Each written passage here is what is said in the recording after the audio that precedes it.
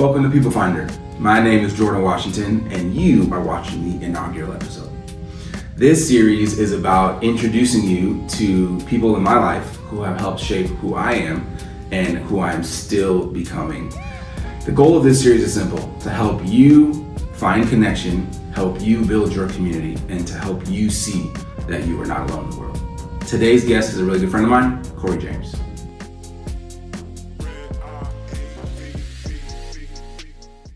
I'm with Corey. So Corey, tell us a little about yourself. My name is Corey James. I am a husband, father of 3 sons, and author of The Shift Method, which is the beginner's blueprint for resilience and growth. I am a learning and development professional on the corporate side with leadership development programs and other programs along those lines. But essentially, I'm a lifelong learner who's here to create my community, which is where Jordan comes in. He entered my community, and then that brings us here. Yeah. That's great, and that leads me right into my next question, which is fantastic. Okay. How did we first meet? How did we first meet? Okay, so first, how long ago was that? That's been I think almost 2 years. 2 years? Okay, Almost so 2 years. let's say almost 2 years ago, I was facilitating a workshop for an organization, and when I facilitate workshops, I never know who is engaging how much. There's a bit of mystery to it because until everything wraps up, you don't know how people received it. There's a lot of deer in the headlights type of experience. So I'm pouring into the room, I'm giving my heart, and I'm excited, I'm bringing the energy, and then things wrap up, and then you have that moment of, it's done, how did they receive it? A couple of folks walked up to me and shook my hand, got my email, said they wanted to connect, including this gentleman here. Whenever we connected, I want to say you followed up pretty immediately. Yeah. First, as a matter of fact, and then we started to have meetings, conversations about speaking, about growing ourselves, about resiliency, difficult conversations, and those things, and that leads us here, almost 2 years later. Yeah, that's great, and it's been really fun getting to interact because obviously our relationship started as a mentor-mentee relationship. Absolutely. And now 2 years down the line, we're friends. We're friends. Hey, We're still. I still look up to you, but now we're boys. Yeah, so sure. Absolutely. It's great. It's a brotherhood that evolved from that Exactly. initial engagement. But Exactly. you saw me in my element, Yeah. right? And I saw that you were hungry for growth. Yeah. So I always open that door. Yeah, and it's funny. I'll add one piece to the story. Yeah, from my perspective. So, the first thing that made me want to reach out to you when you gave that presentation was I saw you up there and I was like, man, I feel like I can do this. Heck yeah. I feel like this is something that I can see myself doing.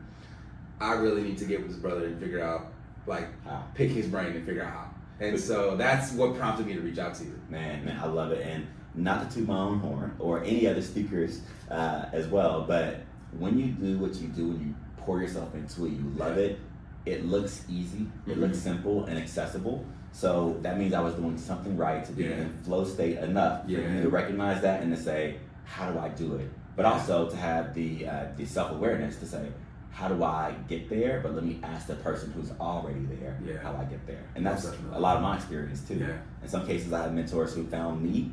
They came to me and said, I see that you can do this thing. Let me help you do it at a higher level. But in others, I went to them and said, hey, I see you're doing it at a high level.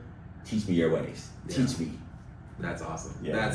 That's super dope. And that's, really one of the main reasons I wanted to put this together is this idea of people impact our lives in different ways, sometimes in ways they don't even realize. Yeah. And being able to put that in words, hey, how have you impacted my story? Yes. Can I share a quick story? Go for it, please. Just yesterday, I met with a guy, a couple of friends. We were restoring a smoker, believe it or not. And as we were meeting, one of the gentlemen I hadn't seen in 4 years, and I didn't know the exact time frame until I asked him, when did I last see you? He said, it was 4 years ago when you gave me the book Mindset by Carol Dweck. And I read that book, and it changed my life. And now I'm preparing to welcome my first child in October, and I'm excited, but I continue learning about myself from this book. And you never know how deep of an impact you made because we haven't kept in contact over the last 4 years. But I had to ask him, did I give you the physical book or did I just recommend it to you? He said, no, you gave me your physical copy of the book. Oh, wow. And that's how I like to live my life, Yeah. right? At the end of my days, far, far, far in the future, my hope is that there are a list of people who say they received a book from me, and they read that book, and then they put it to action, and they got some results out of it. That's great. I love that. Workshops as well. Yeah, for sure. That's fantastic. And I know you've given me a bunch of suggestions on books that I now have, and I'm working through my catalog. I have a backlog of personal development books that I'm working through. But for the record, I am relentless in my giving of recommendations of books because I tell everyone we should be reading more often. Audiobooks, listen to a summary, whatever it is. But I recommend you so many books because the knowledge is there. And in a lot of cases, I already read the book.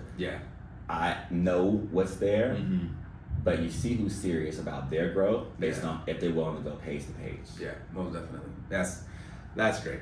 And that is fantastic. And I love that you said that about how, you've had the personal experience of reading the material, getting it, you've gotten stuff out of it. So you think, hey, I think this is beneficial. And that actually segues into my next question, which is great, because that's one of the reasons why you're one of my people. I was talking about the Find Your People and Build Your Place, which is the platform that I'm building. And the reason that you're my people is because not only did we have that relationship where we started as a mentor-mentee, but because of that relationship, we've developed a friendship. And I was just telling Bianca the other day, I was like, I think Corey is probably the only friend that I have where every single conversation we have is about growth. Like, which is great. I love that because we were on a walk. And I was talking about this work that we're doing. And I was like, I've never had somebody whose main goal in our relationship is to see me thrive in what I'm doing. And I love that. And I'm so appreciative of you, bro. Man. And so that's one of the main reasons that I wanted this to be the inaugural episode and you to be the first guest. Is because this platform and like me and on this trajectory, like you were a big part of the catalyst for that. Thank you. And so that conversation, 2 years ago, and then you agreeing to go to coffee with me, and then us meeting, frequently, has developed to where it is now. So I'm super grateful for you, bro. And so let's get into the meat and potatoes of what this means. Okay, let's do it. So I have a couple questions for you. Okay. And I know you are aware of the questions, but I know you don't have them memorized. So I do not. I wanted to get your honest, off the dome. It'll be top of mind. Just candid. Let's go. I'm ready. All right. So the first question is, what's something people see about you, and what's something they usually miss? Something people see about me, and something they usually miss. People see where I am today as a speaker, as a communicator. They see me leading workshops or keynotes or on social media, and they see the public facing kind of buttoned up as they perceive it. What they don't see is that, as you just mentioned, talking about growth every conversation, I talk about growth every conversation. It is a lifestyle for me. I am constantly studying. I have a book in my bag right now. I have things that I plan on researching and studying today. But I pride myself in having learned how to be a good learner, which I didn't know in my youth. I didn't figure this out until my 20s, by the way. So if you're young and you're like, man, I just hated school, you can hate school because that wasn't structured for your learning style. When I learned how to be a good learner, I started to go deep into building myself and developing myself and figuring out where my gaps. I know where my gaps are and my weaknesses. We all have them. But I also don't just leave them weaknesses. So the work that I do in the shadows is the most impactful work, but it shows up when I'm up front or on stage, and in those ways, sometimes the unfortunate side is I make it look maybe too easy, right? But clearly not too difficult, otherwise you wouldn't be here.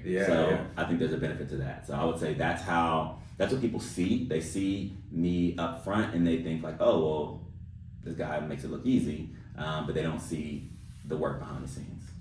I mean, that's perfect, because one of the things that I've learned in this work that I'm doing, and content creation and trying to get out there and build relationships with schools and organizations and really market yourself. People, especially nowadays with social media and TikTok and viral fame, people think the yapping epidemic. People think that it's just going to be easy and it's going to blow up. Like I'm going to have a thought. I'm going to be on a podcast. Right. I'm going viral. I'm going to start talking at a camera and everyone's going to love me. Right. And then they're not doing, like you said, the behind the scenes work to actually learn their gaps and their flaws and how to improve those things. They're not learning the business side of content creation and building a business. They just think, hey, I'm gonna turn on the camera and I'm gonna be a millionaire overnight. Right. I call it doing the life work to make your life work. Now, what does your life design look like? What's your strategy? What does success look like to you? It's different to everyone. But for me, I knew that I needed to build my confidence, right? I needed to understand what was my path forward. I went from sales and culinary arts and hospitality to then seeing like, wait a minute, I can teach back the skills that I've learned over the years. Yeah. But what does that look like to decide how to make your life work, right? How much time do you want with your family? How much time do you want with your friends? Do you want to just kick it with your friends and watch a football game? Nothing wrong with that. But if your relationships and your communication is based on growth, then now you can accelerate at a much higher rate and then get to where you want to go and make your life work. So, man, I love these conversations for those reasons, but also it stretches us and that it creates a degree of accountability whenever you want to see the best for others and from others. Yeah. And I have relationships where I can't talk growth continuously, truly, right? Yeah. But if I can give them a bit of growth and plant that seed and give them something to work with when other people aren't talking in that way with them, I'm on board. Sweet. I love that. And that's perfect because that transitions really well to the second question, which is... I promise I didn't memorize this question. but we got to transition as well, though. Yeah, that was great. Because the second question is, when have you felt like you truly belonged? Was there a specific moment, group, team, community, or person that helped create that feeling? Okay, so when have I felt like I belonged? I think back to a few years back. It was an Eric Thomas and Associates conference, the 120 conference. I volunteered. I went through their speaker training, formerly Game Changers. Now they are next level speakers. They kind of rebranded, restructured, some things like that. But I volunteered at the conference and it was amazing. Yeah. It was high level, high energy.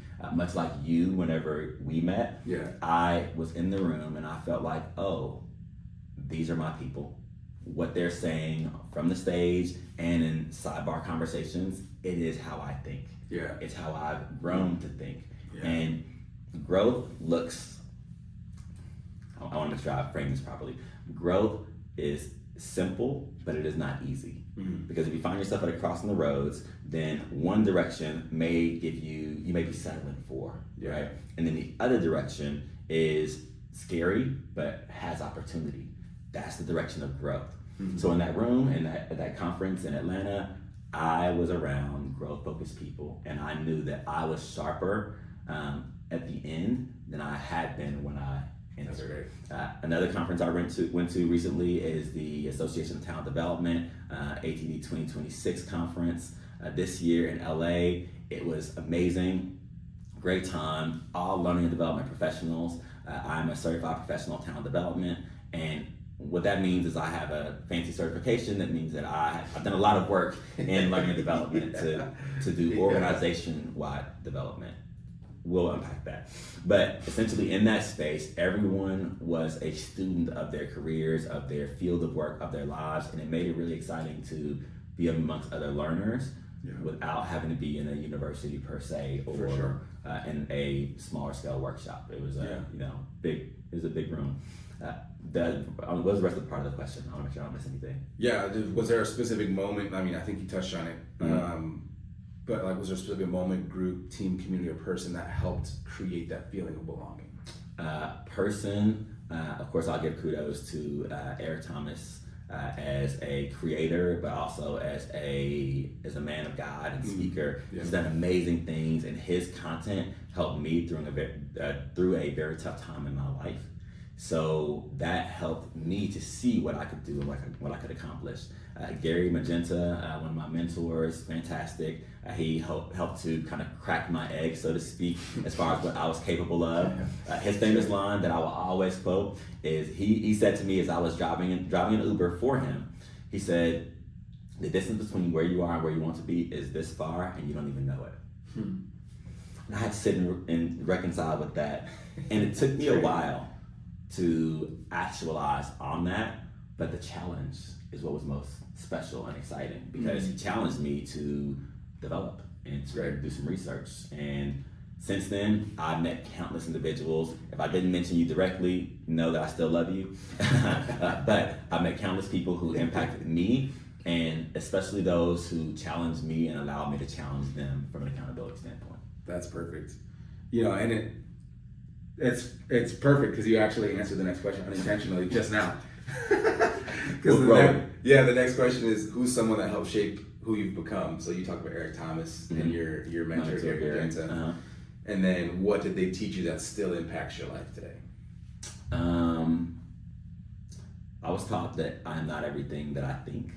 That the identities projected onto me are not identities that I have to live up to or take with me. I was taught that emotional intelligence and managing my peace, my weather, so to speak, the saying is bring your own weather, right?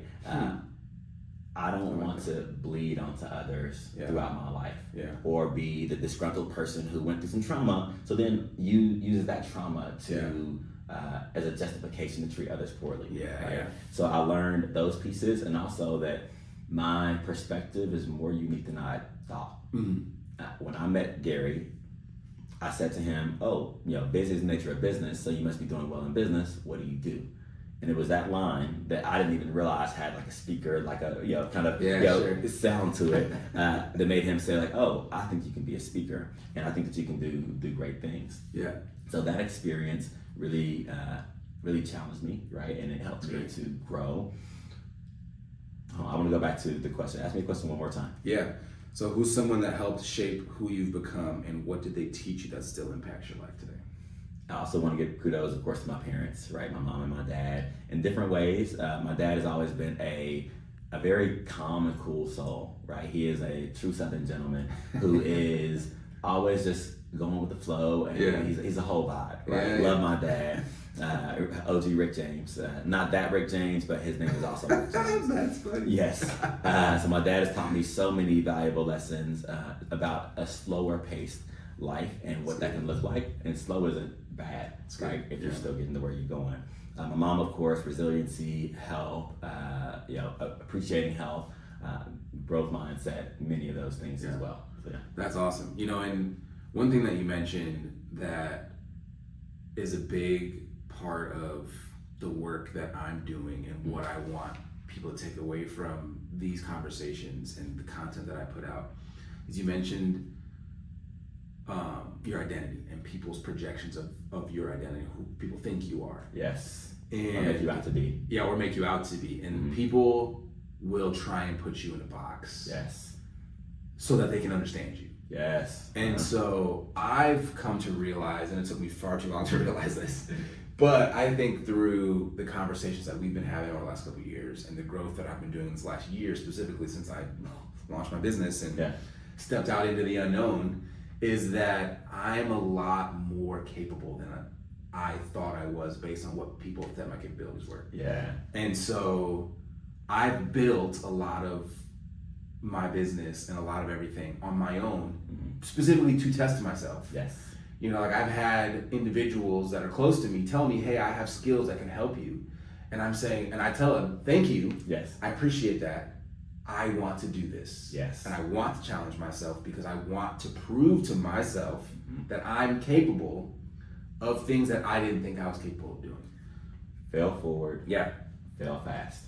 That is always the mission. If you want to grow, you can't grow in your comfort zone. You have to struggle, you have to fall, you have to fail, you have to skin your knee, you have to stuff up your elbow. And I've gone through that same or a similar experience with the books, as I would recommend.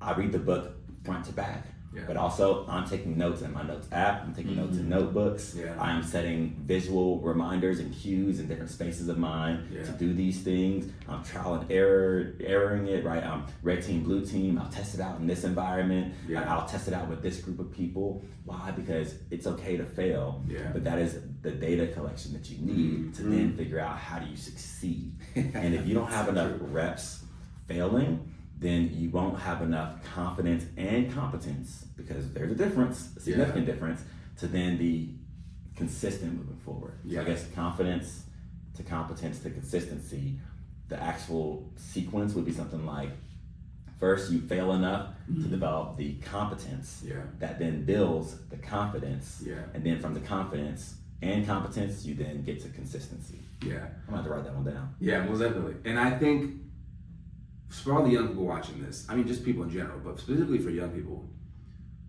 society is gonna try and say that mistakes are bad, or that you shouldn't make mistakes. Right. When in reality, you don't grow if you never make any mistakes, because there's no perfect people exist. Right. And you never learn anything if you always win.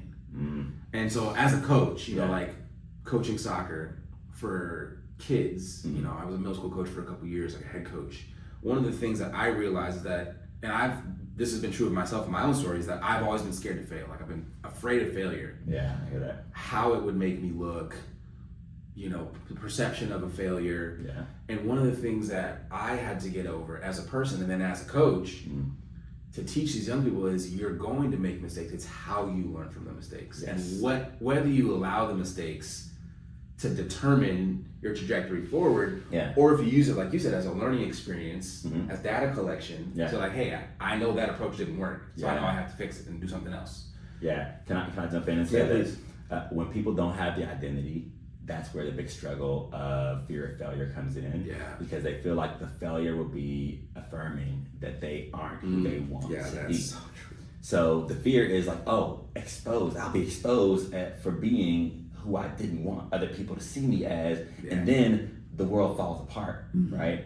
Yeah. But let me tell you, I have stumbled over words in front of a room full of people, executives or business owners, and kept going. Yeah. And I didn't die, right? Yeah, exactly. You know, I've been in spaces where maybe there's a typo on a slide, right? For a session that I'm facilitating for a large group of 30, 40, 50 or more. And one, it is easier to avoid those mistakes when you have a larger team. That's true. But we do a lot of solo work. And when that happens, if you can own it and point it out and say like, oh, thank you for calling that out, bringing that to my attention. You know, I really appreciate that. If you can create a psychological safety in a space where others feel comfortable failing, then everyone accelerates so much quicker. We grow. Yeah. And then we get to do the things that we really want to do at a high level. But I fail a lot in private. And occasionally in public, which is how I get those reps to build the confidence to just show up as I do in public in most cases. Yeah, for sure. Yeah, that's, if not all. That's great. And this is, I mean, I'm telling you, this is the trajectory of this conversation is incredible. It's just the natural flow of communication amongst the speakers. So the next question is, what kind of person are you working to become? Okay. And what are you intentionally growing in right now? Ooh, okay, this is a loaded one. What kind of person am I working to become, and what am I intentionally growing in right now? I've done a lot of work. Yeah. There was a point in my life where I wanted to be seen, but I didn't feel like I had the competence, as we're talking about, to then be confident in being seen and not feeling like I would be exposed in some way, right? So I took a step back for years, and I dug in. I basically learned. I became a master trainer, a CPTV. I did, workshops, and I changed my career path. That way my 9 to 5 would reflect also my 5 to 9. Right? Yeah. And in those ways, here's where I have room for improvement or room for growth, right? Where I also am not perfect. I haven't been sharing enough. Yeah. I've done so much that you hear about firsthand. Yeah. And I know that there are moments where I'll share something and you're like, but that's good content. Like, why don't you share that? I need to share more content. I desire to and plan on starting here. Sharing more of what I'm doing behind the scenes so that I can then show people, yes, how I'm failing, but how much more I'm doing to then build the reps out and sharpen my tools so then I'm prepared to, do things at a high level. So what I'm building right now is community with my brother here and with others, people who are creatives, but also people who are just driven to grow, who desire to do more, who desire transformation. I have a little bit of an idea, and I'll even share it in this space. It's a professional, personal development, whichever you want to frame it as, but it doesn't have to be a program that goes through an organization if it's a program that is just in life. Sure. Right? Think about the life skills that we should have learned but didn't. Right? How many people right now are lacking in critical thinking and emotional intelligence and root cause analysis? Those are the things that have a conversation in a debate. Yeah, exactly. Right? How to not take things personally and then to take them professionally and disagree in a way that says, I don't hate you, but also I don't agree with you. And we can still shake hands at the end of this, depending on what those disagreements are. So true. So I am building community. That's what I'm building right now. I'm inviting people into my space through more content, through more relationships and networking, just really documenting the behind the scenes. Long story short, I got busy doing the work. So then I could document it instead of just wanting to create content based on things that I tried to doctor up, if that makes sense. And I'm glad you said that, because that's one thing that a perception that had to change when I first started is I felt like I had to do things so I could record them versus now thinking I'm already doing something, let me just record it anyways. Record what I'm doing. Record what I'm already doing, and then pieces of that could be stuff I could use for content. I've started recording some of the interactions with me and my daughter. And eventually, one of my favorite, it's not really a podcast, but one of my favorite creators, I haven't seen any of his videos in a while, but it was just him and his daughter sitting at a table. And his daughter, I think when they started, she was maybe 3. And so she's, was roughly my daughter's age. And they would just sit here like you and I are sitting, and he would just ask her questions, random questions about life. And crazy things. And her reactions were so priceless. And I'm sure for him that started as just something where him and her were just having conversations. And he probably didn't think it would turn into anything crazy. But he packaged it. And he packaged it really well. And then eventually it turned into something where that's his platform. And people were specifically tuning in to see his daughter's reactions to certain things. There was a video that they had done, sorry, and I'll let you speak afterwards. There was a video that they had done where she had reacted to a Beyonce song. And then Beyonce commented on the video. And then they did a reaction video to her interacting with their content. So it was just something where I'm sure over time, he didn't probably think of it developing in that way. It was just something that he wanted to do, probably to spend time with his daughter and have something that they could share. And then it became their platform. I'll say this. I feel like social media has made so many of us become far too performative. Right? And it's putting on a mask and a facade, but without doing the work behind the scenes, is what you're talking about. So I didn't want to be that person who was just putting out the highlight reel on social media. Instead, I want to be the person who was actually living the life of value and who could give people a peek. But what simultaneously happened is that I stopped seeking external validation. I no longer needed it, which is a good thing. It's vital to not seek external validation, but you get to a point as well where that can make you to be more of a shut-in. Right? Where has the opposite effect. Exactly, right? So when I'm in a space and it's a curated experience, they're getting all of me. But also, how many people can I really meet in that room versus how many people can I meet where they are online and help a much larger group to choose growth, as I always say, and to dig into resiliency, to overcome difficulties, to have higher level conversations, and to think differently. Right? There's so many people who need that. So again, this is my commitment to do more work to invite people into my community. I have some Patreon things that are coming, podcasts, and then of course general content. Cool. Did I answer everything? Yeah, you're good. And then again, that transitions really well into the last question. So the last question is, what's one thing you'd tell someone who's still trying to find their people? If you're still trying to find your people, the best way to find your people is to attract your people. How do you attract your people? Well, as an individual, you can either be the magnet or the metal, right? If you're the metal, then that means you're being attracted to all these other spaces, but you can't really control how you're being attracted, right? When you're the magnet, right? When you're the magnet, that means that you built yourself, you built your magnetic energy, your magnetism. Is that? Magnetism. Yeah, right. But you have expanded yourself, your knowledge, your like who you are. There's a lot of people who, based on social media experiences, they're not really aware of who they are, but they are spending more time performing than they are being present in who they can be. Right? How do you figure that out? You got to build it. Yeah. So when you find yourself, which sounds very esoteric and woo-woo, when you develop your skills and your mindset in a structured way to build confidence and curiosity about the world and about the fun things and great things that you really appreciate, when you know what lights you up and fills your cup and then what drains you, and you do more of what fills you up than what drains you, then you begin attracting others. Those people then find you. You become the magnet, That's awesome. Not the metal. Right. That's a perfect. I've never heard that analogy, but that's literally perfect for the messaging that I've been trying to convey, specifically to young people.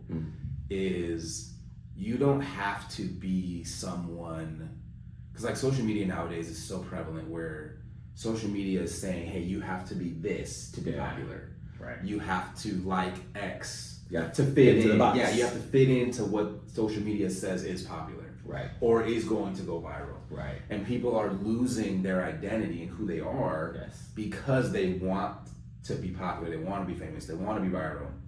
And so they're allowing the things that could potentially make them magnetic. Right.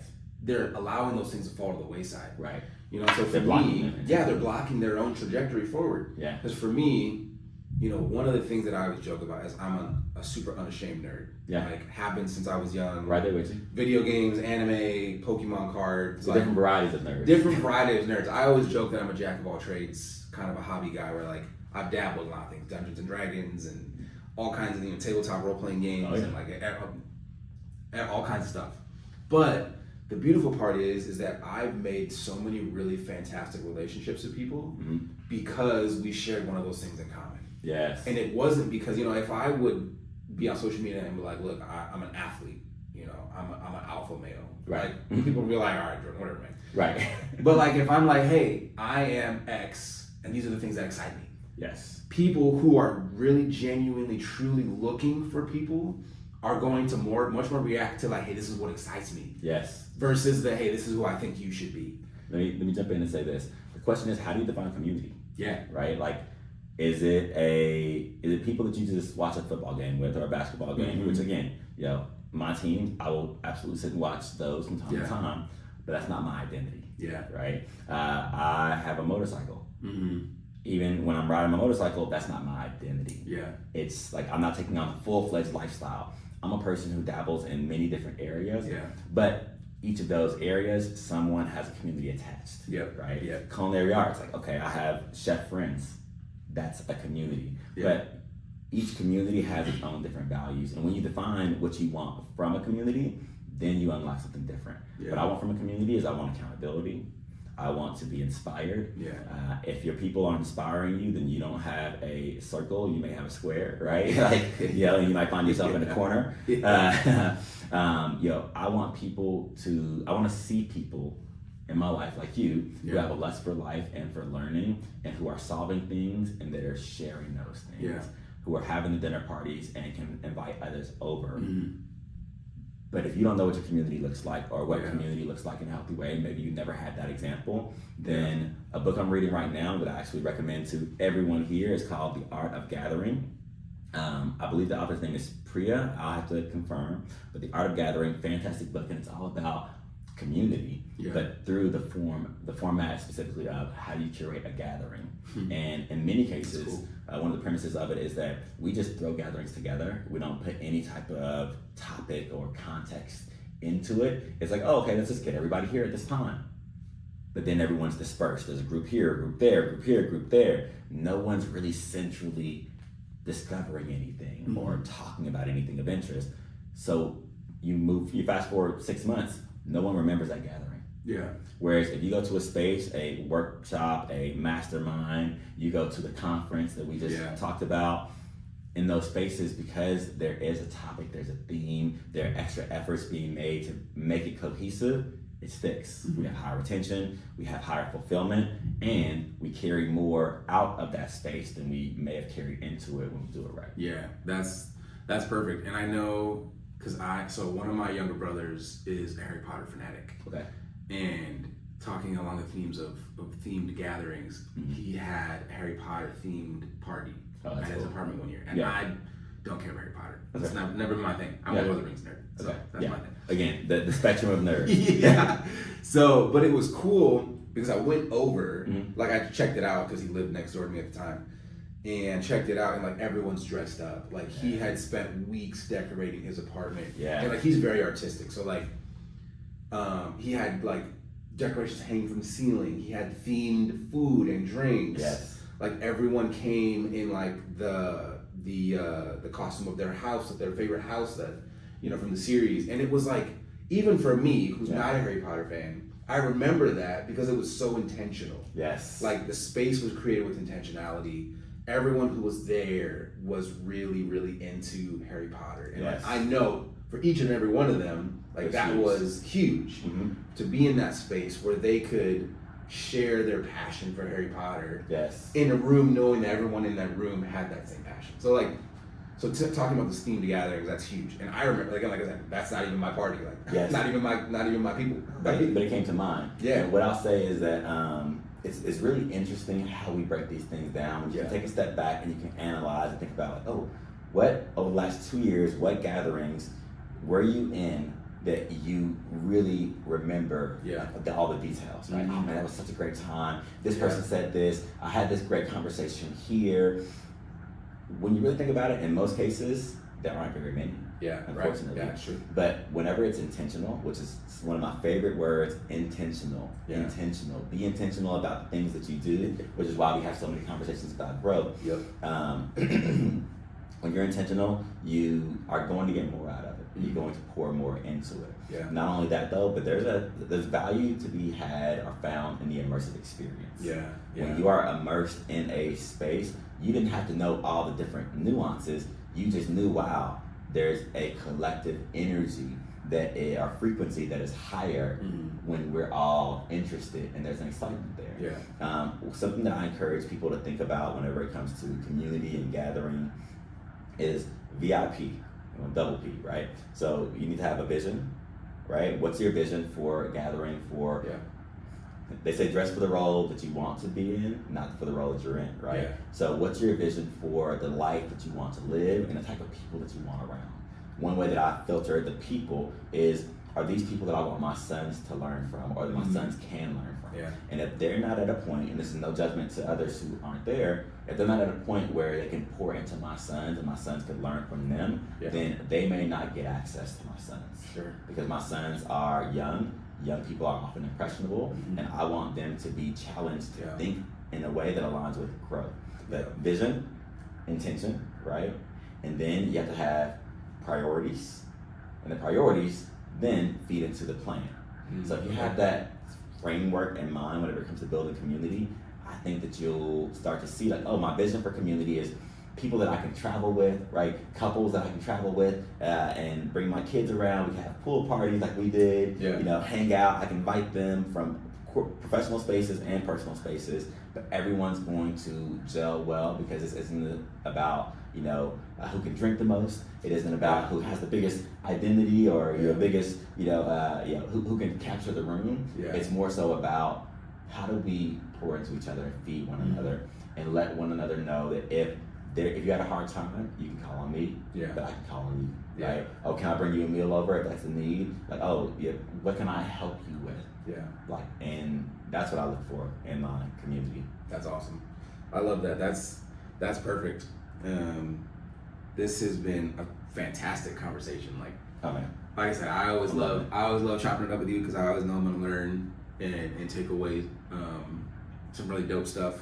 Thank you, man. So, look, on a more lighthearted note, because I always like to add a little bit more of a for fun angle. Not that learning isn't fun. Yeah, I got you. Learning is fun. You have to make it fun. Yeah, exactly. You have to make it fun. Mm-hmm. So I have a couple just rapid fire, like your favorite things. Okay. Just off the dome. Yep. So first thing, what's your favorite book? The Alchemist, Paulo Coelho. Okay, cool. Yeah. Nice. That's the book. What is your favorite quote? To whom much is given, much is tested. Okay, nice. What's your favorite hobby? Favorite hobby? I have a lot of hobbies. You know that. I have a lot of hobbies. My favorite hobby is the one that's challenging me the most at that moment. Okay. All right. So right now I'm learning golf, and I say learning very, very lightly because I'm terrible today. And if you would like to provide me with lessons, then let's work that out. But hiking I really enjoy. I use that as learning time as well, right? As time to clear my mind. I'm learning how to fly a drone with my son. Nice. This weekend I have flown a drone, I refurbished a smoker, and I have gone on a hike actually this weekend. So Nice. I like to be challenged, and I like to push my limits to see what else I can pick up. That's awesome. I love that. Who is someone you admire? Someone that I admire. I'm gonna go with my oldest son. Okay. Zion, Nice. yep. So Zion, he was diagnosed with acute lymphoblastic leukemia, and that was back in 2020 during the time that COVID happened. He was 8 years old at the time, Wow. and he's great. He's in remission. He lost the hair, grew the hair back. He's healthy today and has surpassed me in height, which I'm sure you guys will see online. But the way that he carries himself as a young man is in a way that he doesn't even see the value in it. Sure. Right? That's awesome. But he's already faced some of the mortality fears that a lot of people get sidelined by. Yeah. So everything after that is like, well, why wouldn't I be able to do this? Yeah. Why shouldn't I try it? And I love his passion for life, but also he's firm on boundaries. If he's not with it, he's not gonna be there. That's good. And I love that. I love that about him. That's great. I love that. Thank you for sharing that. And my other boys too, of course. So boys, when you see this, I love all of you equally. I don't have a favorite. I'm just highlighting Zion in this particular instance. If I needed to, I could break down those same types of things for my other two. That's funny. You're gonna go home. They're gonna see this and be like, what the heck, Dad? Like, Yeah, right? Eventually, whenever they get access to it. Yeah, right. Right. All right, next one. Are you a coffee, tea, or energy drink person for your caffeine? If you're a caffeine person. Caffeine, yes. Coffee, tea, yes. Green tea, always for it. Nice. Hibiscus tea, that's always great. Hibiscus, whatever. Yeah. Coffee, Cafe Bustelo. I'm just saying, yellow packs, it hits different. Or Vietnamese coffee. Okay. Yeah, Right. I mean, like, it's like your heart rate will be up, you might get some palpitations, but I do enjoy some coffee. I started drinking coffee when I was like 13 years old. Okay. Severe asthmatic, so as a kid, drinking coffee would open up my airwaves. Sure. The actual caffeine would give me the energy boost and help me get through an asthma attack in some cases. Okay. So I started early, but decaf early. I didn't get caffeinated until I was like 18 or something like that. Okay. All right. What is your favorite way to spend a Saturday? My favorite way to spend a Saturday is slow mornings, Yeah. right? I get up an hour plus before the rest of my family. I have my 20 minutes of prayer, meditation, either or sometimes a combination of the two. 20 minutes of journaling, 20 minutes of physical activity. That 20 minutes of physical activity usually becomes 30, 45, right? Sure. Hike, run, jog, jump rope, whatever it is, calisthenics. Mm-hmm. That allows me to ground myself for the day, Mm-hmm. and I'm essentially what I call it setting my station. Yeah, right? sure. I'm choosing my station for the day, and I'm saying this is going to be a great day because I choose for it to be. I set it up in this way, Yeah. And I know there will be things that I encounter that could derail me if I allow them to. But I have to allow them to when I'm in the right space or frame of mind. I love that. Within that, of course, I mean, there's the typical things, but I'm gonna get some fresh air. I'm gonna get moving. I'm gonna, document some thoughts, and then about the time that I wrap up, my family's waking up. Yeah. They're getting active, so now they're getting me at my best versus the crumbs or what's left of me. Man, I need to implement that to 2020. Take it, man. Take it in. I need that. We'll let because I'm not a morning person, and I'm not a pleasant person to be around in the morning. When I first wake up. Can I say this? Yeah. I was not always a morning person. It's crazy to me that I'm considered a morning person today. Sure. Because that was not always the case. Yeah. What happened for me is, let's say that I had to be at work at 8 back in the day at certain places. I would get up at 7:30, and then you're throwing everything together. You get there, and you're still like waking up when you get there. Sure. For the younger people, if that's you, you're failing yourself, and not failing forward, failing yourself in those instances. You need more time to get yourself together. So I started doing the 20-20-20, but it started out with just wanting to exercise. I needed an extra 30 minutes for that. Sure. Then you got to shower, you got to do all the things after that. Yeah. Okay, I needed more time than that. So let's say a month, 2 months, 6 months later, I had an extra 30 minutes. So I went from 7:30 to 7, right? Let's say another 30 days, then I moved to 6:30. These days, truth be told, it's 5 to 5:45 that I get up, and my natural circadian rhythm aligns with that. Yeah. Yes, that means I have to go to sleep earlier to then wake up earlier, but it gives me the space to get more out of my day. So people say, how do you do so many things? Well, I've optimized my day by front loading my personal development. And there are times where I get to the end of my day and I'm like, oh man, I gotta get a workout in.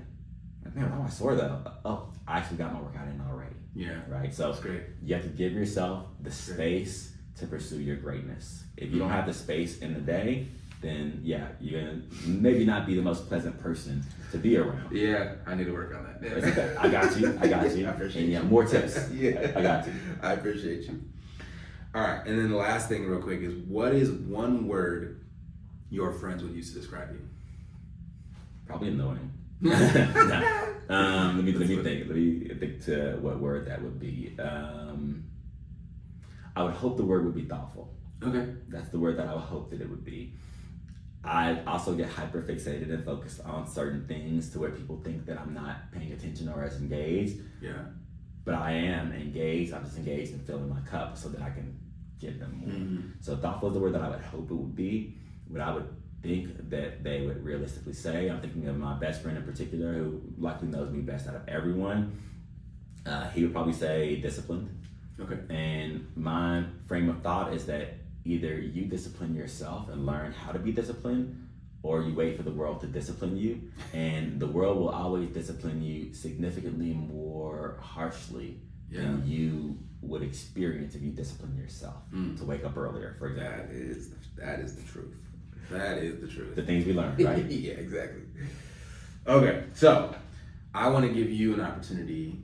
We've been talking about how we're finding our people and building a place. Yeah. I want to give you an opportunity to plug how people can find you, because you're dropping bars. You give nuggets. Thank you. And I know you do on social media. Yeah. And so plug where people can find you on social media. I know you mentioned your book. Yeah. Where people buy your book. Yeah.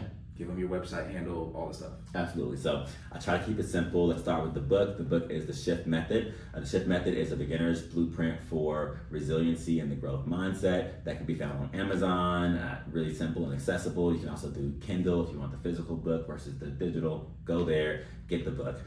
Quick plug. I wrote the book intentionally with the thought in mind that if you are experiencing something like burnout, then you probably don't want a book this thick or someone to say a book that thick is going to solve your problems or help you through it, because when do you find the time to actually read it, right? So I wrote it to be a quick ride, a quick weekend read, a quick flight. You can get through it fairly easy, and then you can apply that shift framework. So check out the book, highly recommend it. Make your notes, annotate, highlight, underline, and then I don't just want the sales, I want the impact. Yeah. So if you need to pass that book to someone else when you're done with it, do that. I'm all for it. Or if you want to buy another one, yes, you can do that too. you're welcome to. Hit me up. So you can find me on all social media and anywhere. It's all Corey James Presents. Corey, don't forget the E, James, and then Presents, just as it sounds, Presents. That's going to be on Instagram, on TikTok. That's really where you'll find me primarily. Building YouTube, so you'll see this guy on my YouTube channel as well. But Corey James Presents is where you'll find me. And then, the podcast is on the way. I'm bringing new life to it. I had it, went 100 or so episodes, retired it, and that was years ago in that journey. So I'm bringing it back. Nice. Be on the lookout for it. But Instagram, TikTok, those are the hubs. And then, of course, LinkedIn. On LinkedIn, I'm Corey James, CPTD. So you'll see me there. Awesome. Well, thank you so much, Corey, for agreeing to do this, for agreeing to be the first person on the start of this journey. Yeah, man. Honestly, it couldn't have been anybody else. Like, it had to be you, bro. And so thank you so much for just the opportunity to pick your brain a little bit, to share your nuggets of wisdom with the viewers, and hopefully this will encourage people to build their community more intentionally, and also to help how they are growing internally. So I go on a limb and say that there will be no hopefully. This will. Yeah. The people who follow through, who watch it to the end, if you left this without one nugget, then you didn't really watch it. You might need to start it over from the beginning and watch it again. But Jordan, look, I celebrate you, man. I'm so excited, so proud of you. I've seen you grow as a man and in your passion and your pursuit to help others. And that is from the right place. That is what we need more of in this world. So I'm happy to have the chance to pour into you and for you to pay it forward into others. And I hope that whoever's watching this takes the baton and then pours that into someone else by sharing it or doing whatever they need to pay it forward. Thank you, brother. I appreciate that. Yes, sir. Thank you for joining us, People Finder. Find your people, build your place. Join us next time. It's Corey, choose growth.